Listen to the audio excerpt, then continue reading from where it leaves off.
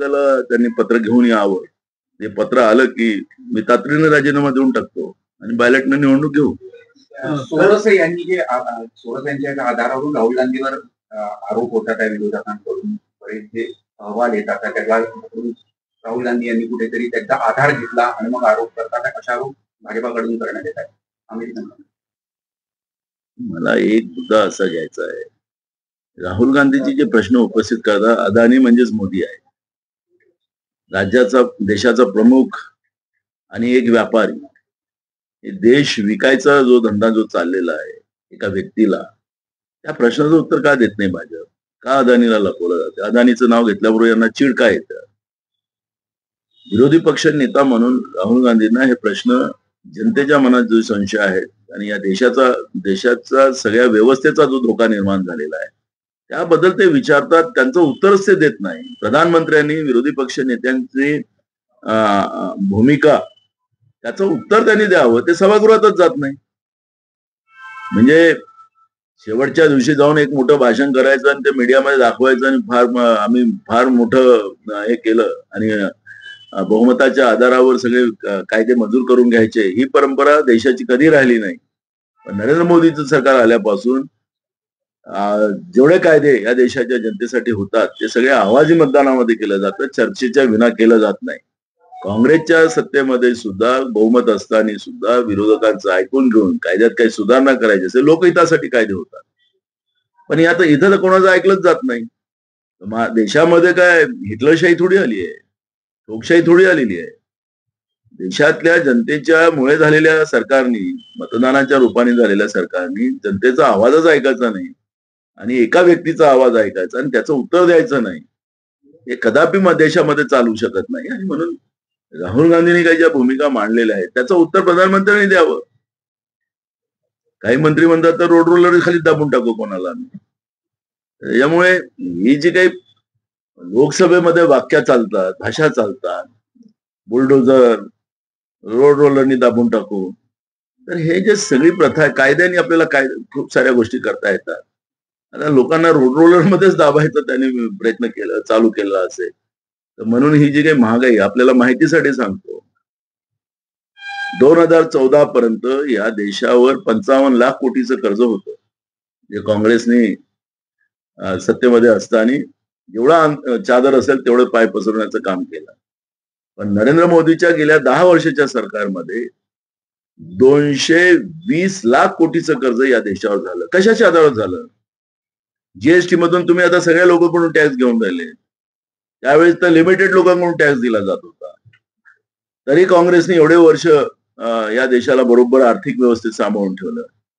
आता झपाट्यानं देशामध्ये मोठ्या प्रमाणात कर्ज घेऊन हा देश चालवला जात असेल तर देश कुठल्या दिशेला चालला?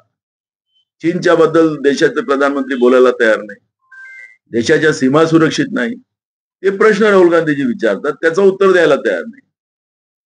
आणि ही गंभीर बाब आहे आणि देशातल्या जनतेला सुद्धा हे कळते. कल एकनाथ शिंदे जी ने कहा कि पहले मैं कॉमन मैन था यानी सीएम था, अब मैं डीसीएम हूँ, डेडिकेटेड कॉमन मैन. देखो उनका चेहरा बताता है बहुत सारी बातें. अभी उस पर नहीं ना, अभी तो खेल शुरू हुआ है. इस विषय पे आगे आने वाले दिनों में चर्चा करेंगे. अभी अधिवेशन शुरू होने दो, इस विषय पे अपन चर्चा करेंगे. सब मुद्दे आज खोलेंगे तो अच्छी बात नहीं. अब नई सरकार है, नई दुल्हन है, थोड़ा सा उनसे उम्मीद है क्या है कि घर में कैसा काम करना चाहिए, उम्मीद हम रखे हैं. जनता की आवाज जो है वो रखे है हमने, तो इसलिए मैं अभी बहुत सारी बातों का खुलासा आज करना अच्छी बात नहीं. अभी नागपूर में अधिवेशन होगा तो नागपूर में इस विषय की चर्चा करेंगे. काँग्रेसच्या गटनेता आणि प्रतोद निवडीचे अधिकार मल्लिकार्जुन खरगे आणि केंद्रीय काँग्रेस वर्किंग कमिटीकडे देण्यात आलेले, कशी ती प्रक्रिया होईल आणि म्हणजे साधारणपणे निवड जे आहे विधिमंडळाच्या पक्षाच्या याच्यामध्ये आता अधिवेशनाच्या पहिले तुम्हाला कळेल. त्यामुळे आम्हाला काय आता अधिवेशन ज्या दिवशी सुरू होईल त्या दिवशी जे स्पीकर होतील त्या स्पीकरला आम्ही आमच्या पक्षाचं जे पत्र आहे ते देऊ. पण साधारणपणे गटनेता निवड आणि हे प्रतोद जे आहे म्हणजे वाद होईल म्हणून केंद्रीय नाही, या परंपरा आहे. आता आपण पाहिलं ना तर या सरकारचा निर्णय कुठं झाला? हे तर स्वतंत्र पक्ष होते, अजित पवार आणि एकनाथ शिंदे, पण निर्णय कुठं झाला? किसान दिल्ली में किसान अपनी मांगों को लेकर फिर से पूछ किए दिल्ली अभी तक उनकी मांग पूरी नहीं हो रही है। मैं वही कहा कि देश की हालत अच्छी नहीं है, तो किसान को मारा जा रहा है, उनकी आवाज दबाई जा रही है, क्योंकि मैंने जब भी सवाल किया, महाराष्ट्र की मार्कंडवाड़ी की जो घटना हुई है, जो लोगों ने अपना वोट मेरा अधिकार है ये दिखाने की भूमिका की है, तो उसकी आवाज दबाने का काम सरकार के माध्यम से हुआ है। तो आज किसान का आवाज दबाया क्यों जा रहा है? क्योंकि उनके वोटों की जरूरत ही नहीं इनको, इनकी वोट तो मशीन से हम गायब कर देंगे, ये इश्यू है। और इसलिए सरकार डरती नहीं है।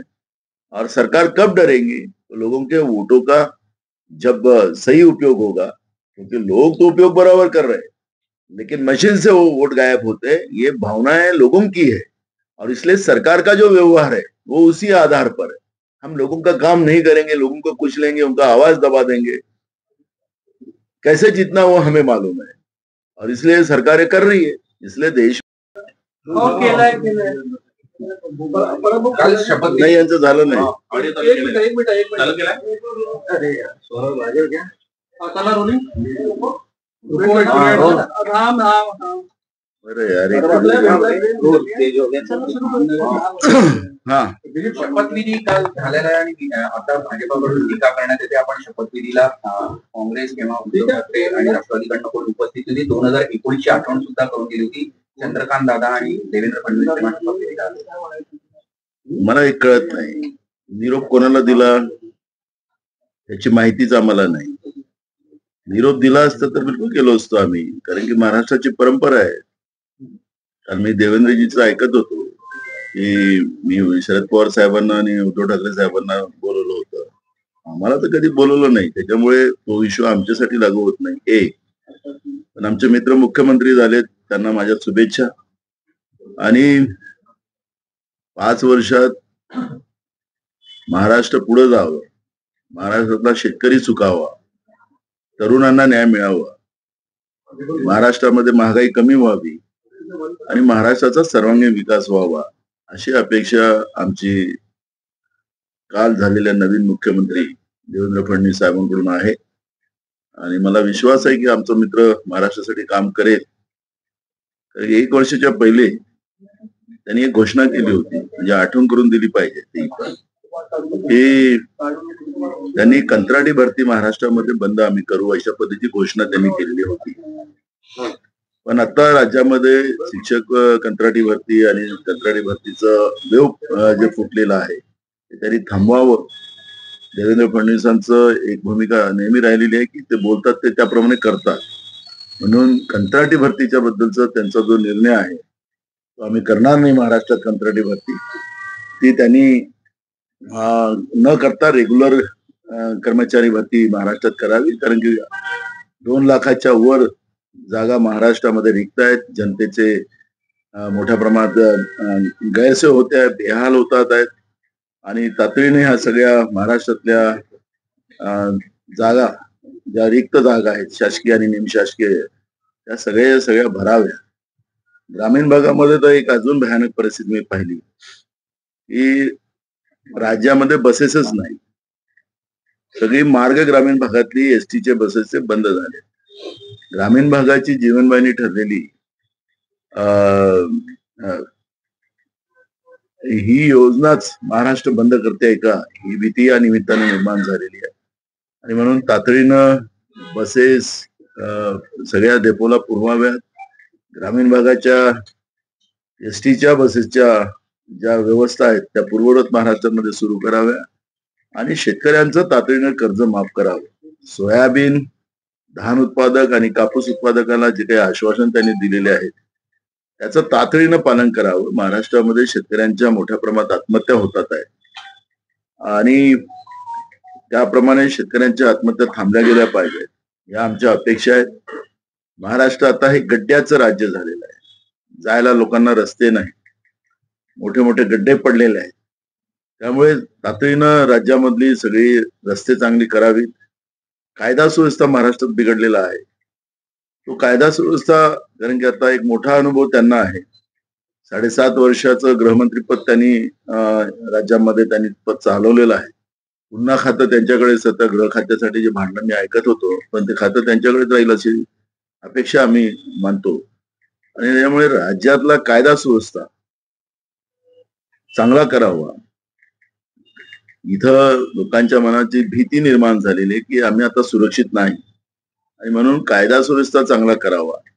ड्रग माफियांचा जो सुसुडाट महाराष्ट्रामध्ये सुरू आहे तो तातडीनं महाराष्ट्र हा ड्रग मुक्त महाराष्ट्र व्हावा अशा अपेक्षा मी आमचे मित्र देवेंद्र फडणवीसांकडून व्यक्त करतो. त्यांना पुन्हा मुख्यमंत्री पदाच्या शुभेच्छा देतो. शपथविधीसाठी आधीच 12 दिवस लागले आणि 3 लोकांची शपथ असं आहे हे आता भाजप आणि त्यांची सोबती हे संविधानाच्या पलीकडचे लोक आहेत.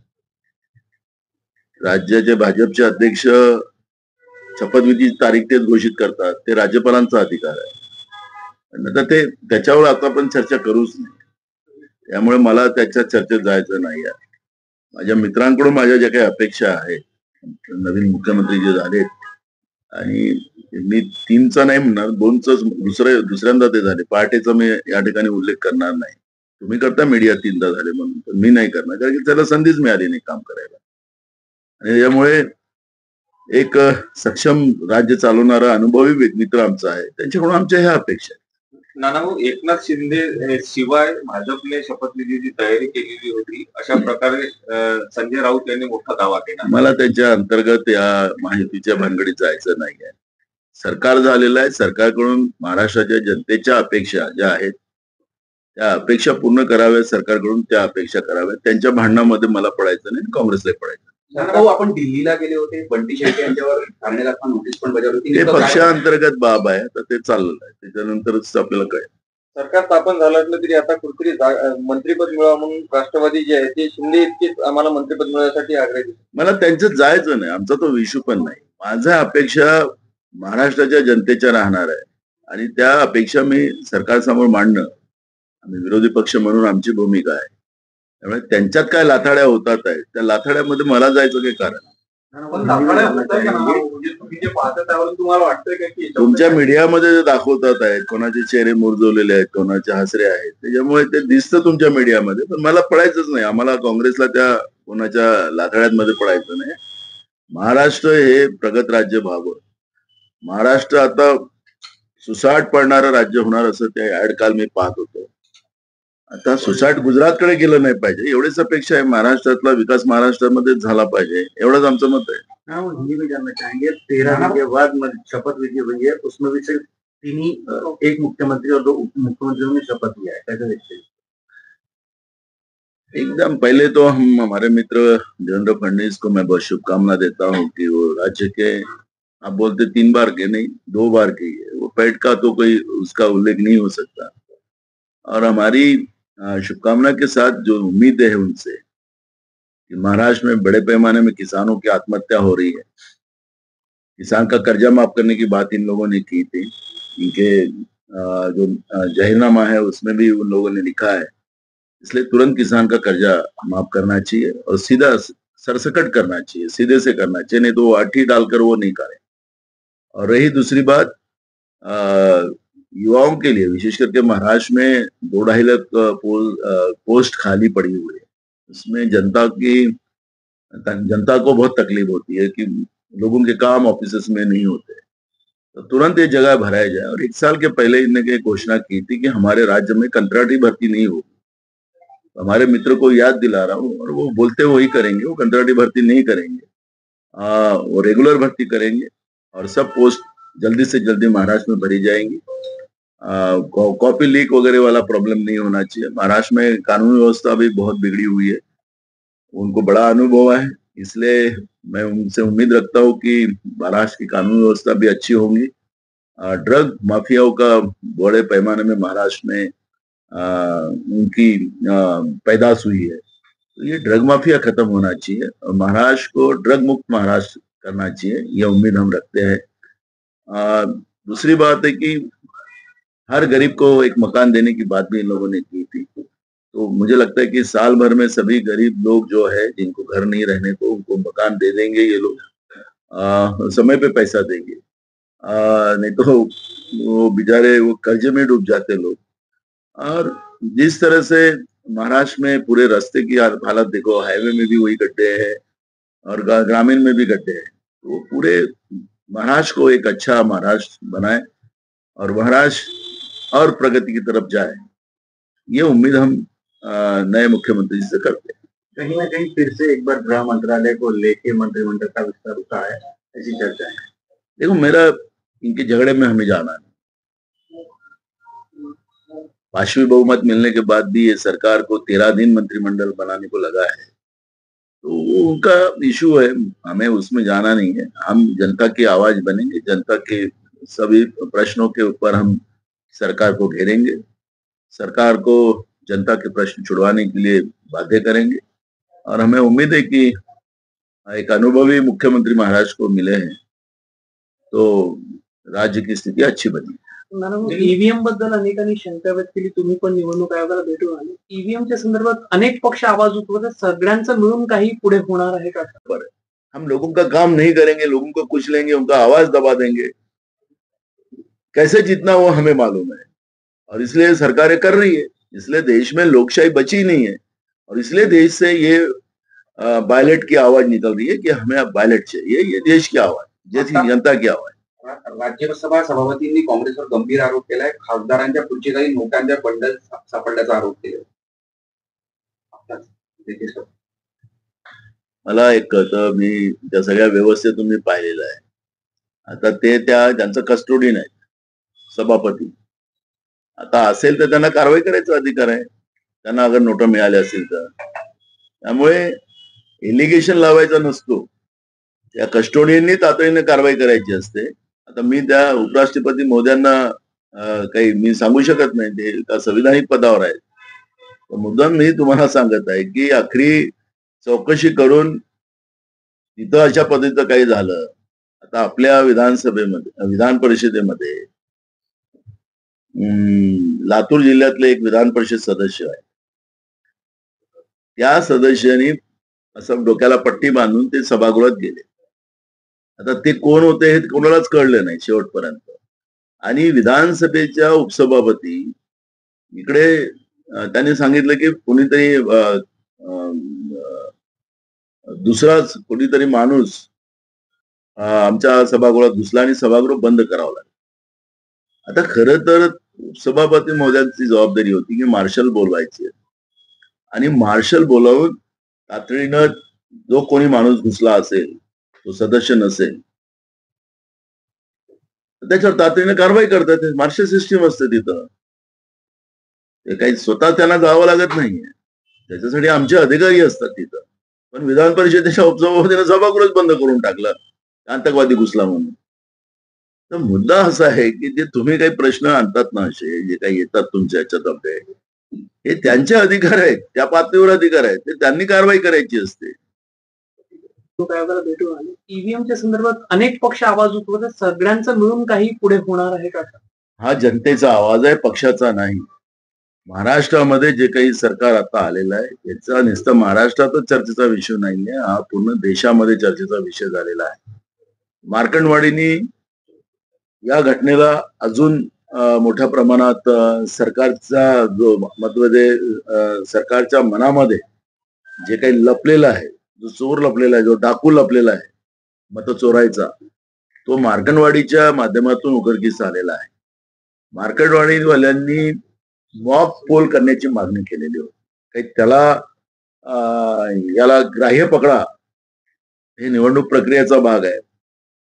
पण मॉक पोल हा काही ग्राह्य पकडायचा नसतो. आपल्यालाही निवडणूक आयोग जेव्हा मॉक पोल करायला लावतो, तर त्यामुळे याला ग्राह्य करायचं. तर सरकार का घाबरली? सरकारने मतदान का होऊ दिलं नाही?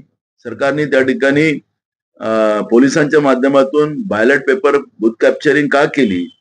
हे सगळे प्रश्न या माध्यमातून निर्माण होतात आहेत. आणि म्हणून लोकांचा मताचा अधिकारच चोरला जातोय, त्याच्यावर टाका टाकला जातोय, ही भावना महाराष्ट्राच्या जनतेचीच नव्हे तर देशाच्या जनतेची निर्माण झालेली आहे. आणि म्हणून मी परवा निवडणूक आयोगालाही आम्ही सांगितलं की मार्कंडवाडीची घटना या आपल्या या व्यवस्थेच्या बद्दलच लोकांमध्ये संशय निर्माण झालेला आहे. आणि मार्कंडवाडीच्या घटनेला आपण साधारण न समजता या घटनेला लक्षात घेऊन निवडणूक आयोगाने याच्यामध्ये सुधारणा करण्याची गरज आहे. नाहीतर माझं मत हेच चोरलं जात असेल, माझा अधिकारच चोरला जात असेल, तर ही भूमिका आता लोकांना मान्य नाही आहे. आणि म्हणून महाराष्ट्रातल्या जनतेची ही मागणी आहे आणि त्याच्यामुळे स्वाभाविक आहे आम्ही जनतेचा आवाज बनून या मागणीला पुढे नेण्याचा आमचा संकल्प आहे. भाऊ, परिणय फुके यांनी असं सांगितलं होतं की तुम्ही राजीनामा द्यावा आणि